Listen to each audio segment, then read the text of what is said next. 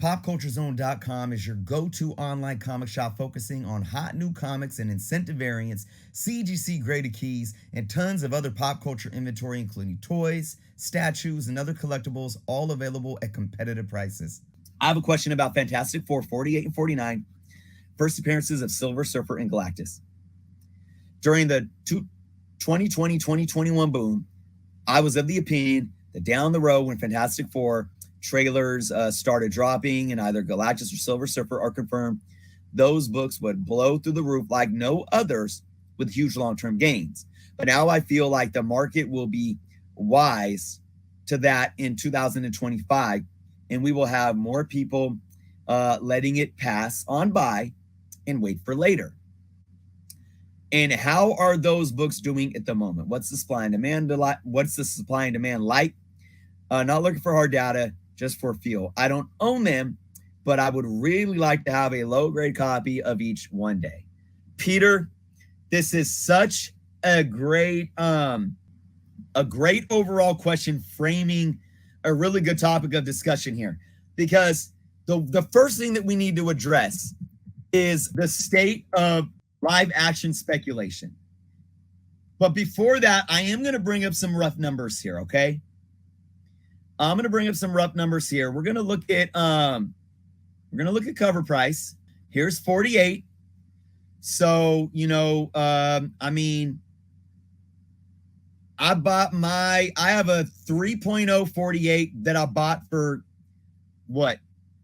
I think 600 some years back. And the last sale was 895. Let me go to graded. That's raw. Graded is still, up around $900. So it's still more than, it's selling for more than pre-COVID. All right. Let's look at peak. We're going to pick a grade. Let's pick a mid-grade. Let's pick 7.5s. Let's see what it was doing at the peak here. We got sales. It was around 4,000. You got an average of 4 something, a couple 5s, even a couple of 6 and 7s, but those are kind of outliers. I would have never set the fair market value above 6 for this. You got 1, 2, 3 that were above 6. But okay, about 5,000 here in early 2022, and right now it's selling for it's averaging right under 4,000. All right, so it's definitely cooled off some from about a year and a half ago. But let's look at this. We look back to before COVID, it was selling around the end of 2019, early 2020, 2,500 to 3,000. So it's still up on the market. All right, these books are still up on the market. That's a good sign. That's a good long-term sign. And this is what I'm going to bring it back to movie spec. Movie spec. You may think that people are getting wise to it, but a lot of people aren't, man. Because even in this, I don't have specific examples off the top of my head, but live action spec is still driving books, even in this down market. When we got what is something recently that we got? Man, I'm trying to think. Anybody, if you guys want to leave a comment and help me out. I know we had Quantumania. What was the last Marvel show? I don't even remember. EW, thank you, appreciate it. The point that I'm trying to make is that speculation is not dead. Now, is it at the White Vision height? I don't think so. But there's been a couple of books over the last year or so. Look at Frogman. I know we weren't, when She-Hulk aired, we were already in a downturn. And people took a dollar bin book and were paying, $20-$30 for it because they found out Frogman was going to be in She-Hulk and he was in like one episode for 5 seconds as comic relief. Infinite Crisis. Yeah. And look, and that's even DC where, look at all DC struggles. My answer to this is this. I honestly think that Investing in Fantastic Four 48 and 49 right now, and again, this is just my humble opinion, I don't think it's a bad idea. When we get an announcement or a trailer or any real confirmation, I'm not talking about fake stuff like, you know, the World War Hulk stuff from GG. Oh, I'm not even saying their names. When we get official announcements of either Galactus or Silver Surfer, and I do believe that it's inevitable that they're coming, these books are still, in my humble opinion, going to skyrocket. Now, what that means in terms of coming back down, the ebb and flow of it, because we know how it works. What goes up must come down some when it comes to live action. It's just the way of the beast. But with books like this, they're Silver Age books. They're already blue chip keys, in my humble opinion. And they're two characters that, I mean, they're not like Adam Warlock. And I love Adam Warlock. Don't get me wrong. And I think there's a lot of future potential. They're not even like Captain Marvel or, you know, Miss Marvel, you know, Carol Danvers. These are two, I mean, Galactus is arguably one of the most iconic villains of Marvel. And Silver Surfer, why he's not, you know, one of the legacy characters, he's not Spider-Man or even like a Wolverine. He is a very sought after character. These characters are going to drive demand no matter what.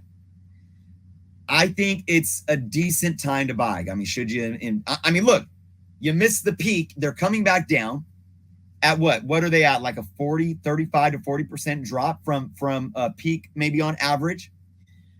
Hey, it's a buyer's market for many of these books. Should you have bought them pre-COVID? Yeah, it would have been a better option, but you didn't. What you don't want to do is still buy them when we actually get those trailers or announcements. They're going to go up, but they might come down a little bit. But no matter what, and I always say this, we forget that comic books are valuable because of intrinsic factors. We don't need live action movies and shows for comic books to have value. It's not the main reason why we value them.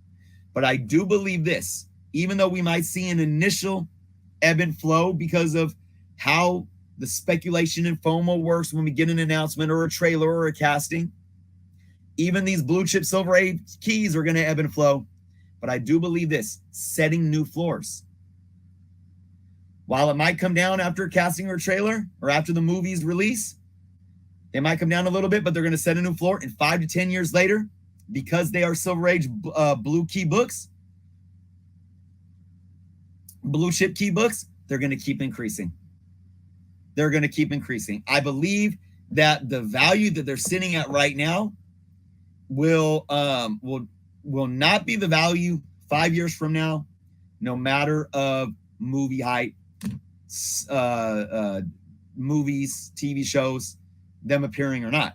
10 years from now as well. I believe what they're going to be selling for 5 years from now is not going to be what they're selling at 10 years from now. I believe these books are going to continue to gain value over the next decade plus, simply because of what they are. And the last thing I'll say is this.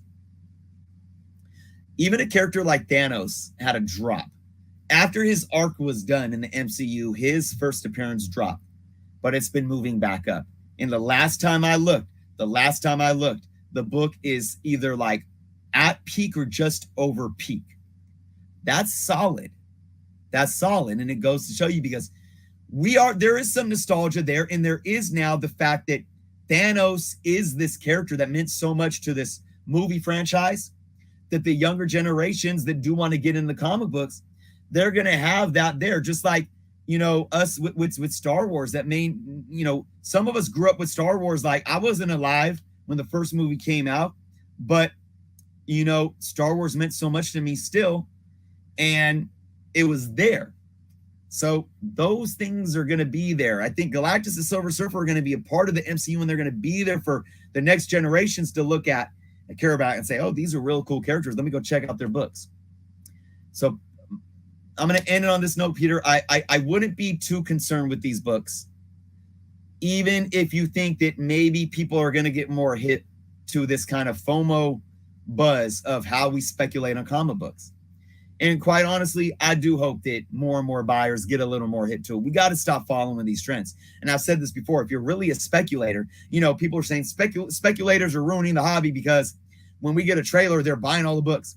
Anybody buying books after an announcement or a trailer isn't a speculator, because a speculator is going to be able to know what's coming. They're going to have those books in advance and buy them on the low. If they're speculating, if they think they're speculating, they're buying them at the trailer, they're bad gamblers. They're bad market players. So that's what I got to say about that, guys. So